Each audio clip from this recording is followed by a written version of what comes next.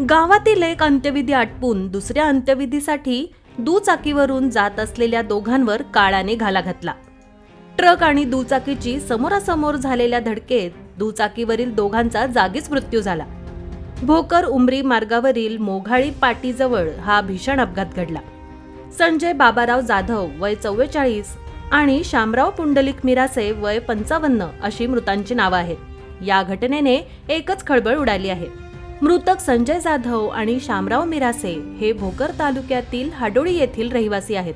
शुक्रवारी दुपारी दोघे जण गावातील अंत्यविधी आटपून दुपारी नायगाव तालुक्यातील कुंटूर येथे मित्राच्या सासऱ्याच्या अंत्यविधीला दुचाकीने जात होते.